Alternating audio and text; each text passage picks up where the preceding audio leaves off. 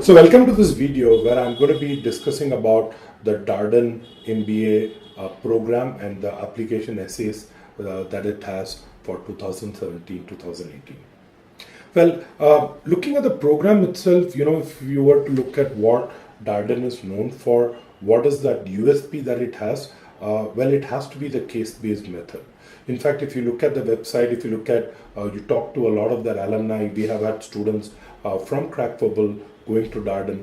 That's one thing that really differentiates Darden from the other schools. The case-based method, which if you realize is again a derivative of what Harvard does, right? Apart from the case-based method, I think one difference is that they also have this small close-knit community, and it's away from a major town. So unlike New York, let's say Columbia, or let's say Harvard in Boston, it's a relatively smaller town, correct? More close-knit. They have a ritual called first coffee, for example, where after the first class, the entire Darden community comes together, and for like half an hour, 45 minutes, they just have coffee and they just interact if there are any announcements to be made. The reason why I'm pointing out to this ritual is because, again, it gives a sense of the culture, right? Kind of a smaller, bonhomie, more bonding with other students, right? Which also translates to a stronger and a deeper network. Even if the network is smaller, it's more deeper, right? So that's pretty much what I would say are the unique salient features that set Darden apart from the other schools. If you look at the application deadline, they have a deadline on 5th October, the first round, right? They have the second round post the Christmas break, 9th January 2018, and then they have a third round, which again don't advocate for international applicants, especially Indians, which is 3rd of April 2018, right? With that, let's get to the essay that Darden has. One essay, very short and sweet. It says, when preparing for class at Darden, students formulate an opinion on each case before meeting with their learning teams and class sections. This is similar to what I said, right? That the whole case-based method. When encountering different views and perspectives from their own, opinions frequently shift. So I may have an opinion, but I hear someone else say something and I have a change in mind. Tell us about a time when your opinion evolved through discussions with others. Now, you have to understand fundamentally what is this essay looking for. As I've said in some of the other videos also, that B schools are moving away from the very traditional questions such as why Darden, right? Because they know that everyone is working, with access to internet, right? This was a great question maybe 20 years ago. Now with access to internet, everything is out there.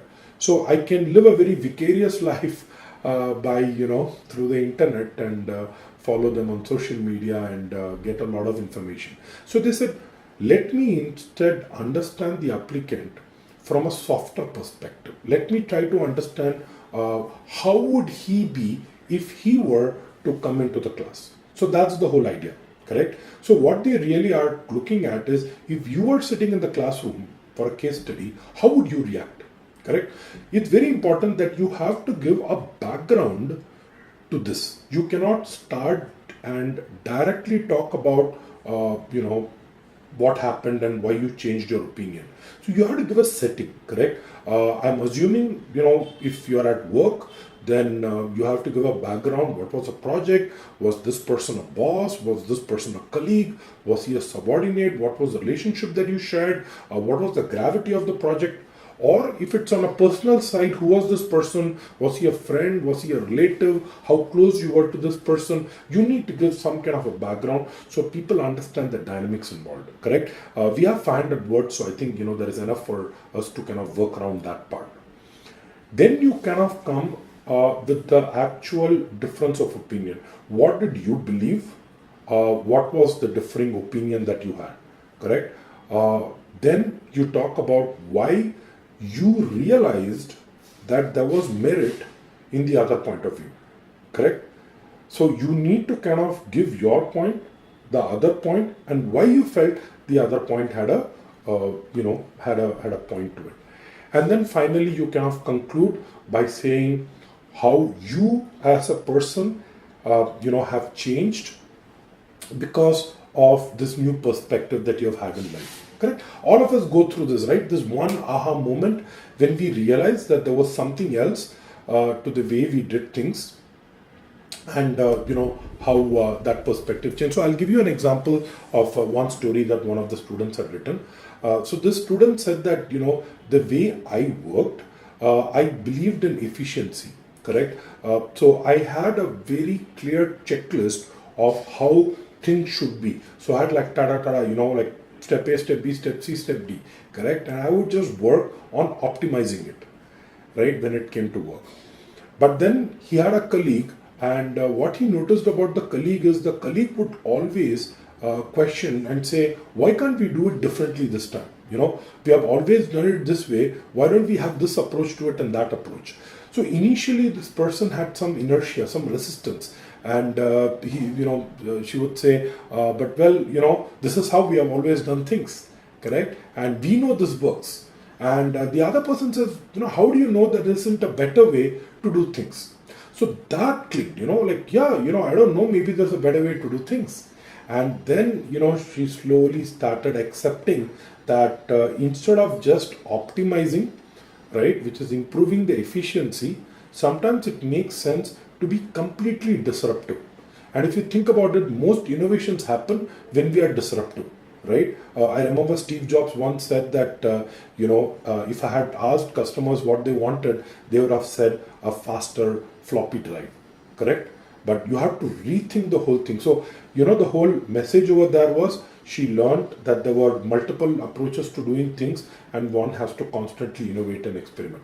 Okay, so now that's an example, right? Now, whatever your example be, you need to make sure that you are able to also showcase how it has helped you in life, right? So yeah, it's a short essay, 500 words. So I think it's kind of easily manageable, but yeah, picking the right story is going to be the key to cracking this one. Right? In case you need any feedback, in case you need us to kind of have a look, in case you need us to give our opinion on what your application essays should be like, why don't you just go ahead and drop us a line on this link given below, right? And as always, if you like this video, please go ahead and like and subscribe to our channel. Leave your comments below. I personally look at all the comments and I respond to it, so I'll be glad to do so. Thank you.